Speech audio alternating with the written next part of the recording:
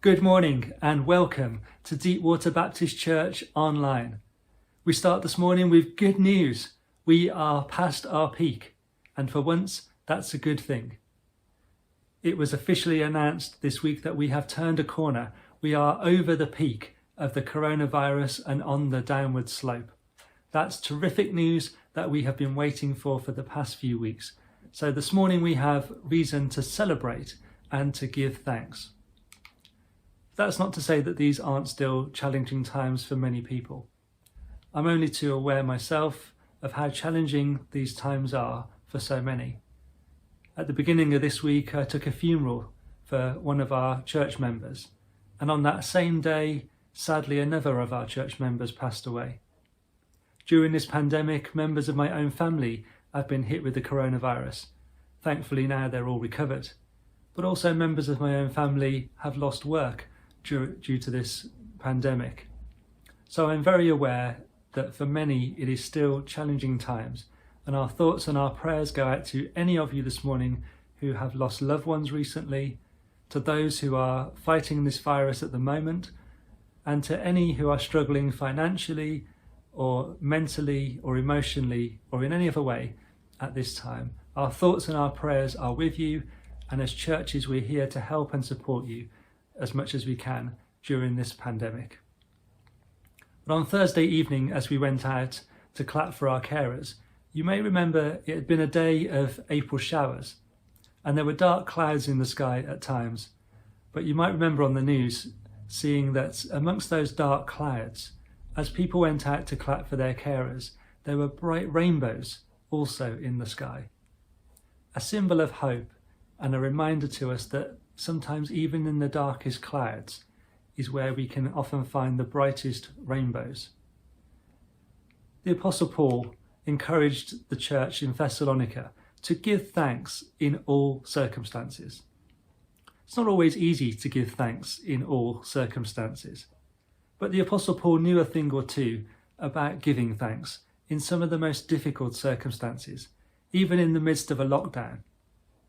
You may remember that he and a friend of his called Silas were once arrested for their faith in Jesus.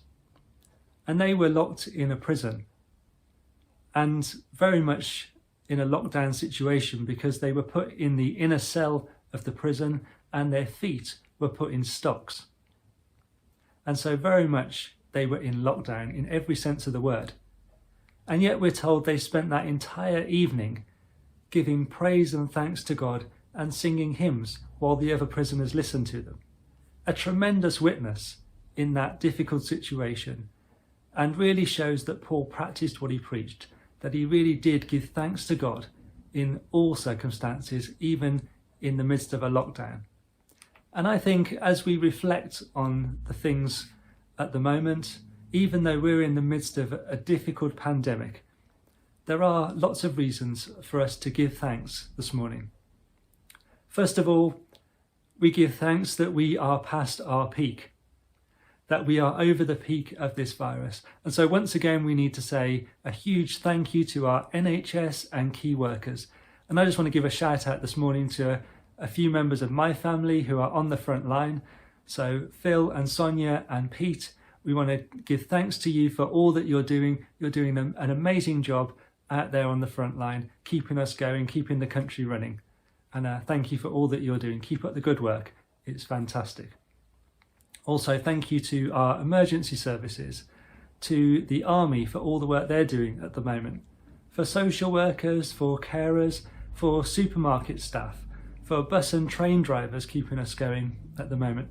Postal workers, I'm chaplain to Royal Mail, so a big shout out to the postal workers. You've done an amazing job, guys. Keep up the good work.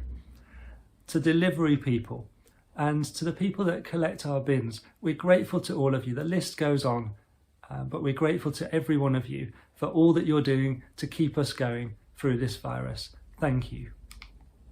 Also, I'm very grateful to God for technology. Now, at times we find technology difficult. We know it has its issues, but during this pandemic, I am very grateful to God that we have the technology that we have. I wouldn't be speaking to you like this morning if we hadn't got the technology that we've got now. Perhaps in some ways, some of you might be grateful for that, but it's a great way to communicate, isn't it? And also, I'm grateful for technology because I think without it, there would be so many more people out of work at the moment than there are.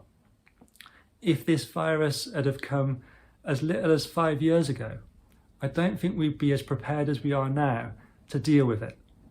But thanks to technology, there's so many people that have been able to work from home and continue their jobs. Just imagine if we hadn't got that. Then so many more people would be out of work. Because of that, I think people would be trying to get into the offices if they couldn't work at home. That would spread the virus more. We'd have seen a lot more lives lost to this virus. So I really do thank God for the technology that we've got to enable people to work at home. But also, it's great to be able to have the technology to connect with people in these times of isolation. Like many of you, I'm doing lots of my meetings on Zoom at the moment. In actual fact, our Sunday church services are done on Zoom. And it's great just to be able to connect with people in that way, even in the midst of these times of isolation. And one particular encouragement for me is a lady in our church who has been virtually bedbound for the last 12 months.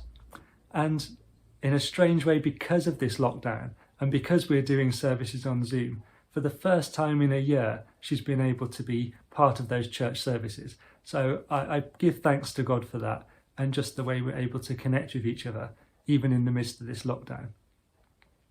And thirdly, I think what's really come out of this lockdown in a positive way has been the community spirit.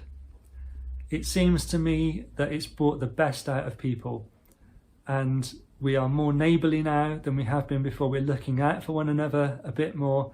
And for me, one of the highlights of my week is to go out on a Thursday evening and to clap for our carers along with the neighbours. And there's just this tremendous sense of community spirit, and we're all in this together. So I think as we look at this, there are things that we're doing together. As churches across the borough, we are working together right across the whole borough of Bromley, particularly getting involved with food banks. We're involved with a pop-up food bank that's happening at Hayes Primary School and at Hayes Secondary School. And as churches together, we are working to help alongside the school to provide food for some of the most vulnerable families in Hayes and across our borough. And so that's part of a network of churches that are now working together right across Bromley to support families in need. So again, this real sense of community spirit amongst us. And it's a real privilege to be part of that work. So whatever your circumstances are at the moment, then look around you. And I pray that you might find a reason to be able to give thanks today. Because I think if we look for it, then even in those dark clouds of life, if we look hard enough, we might just see those bright rainbows. So I pray for you today that you will have a reason to give thanks and praise to God today, in whatever circumstance you're in. May God bless you all.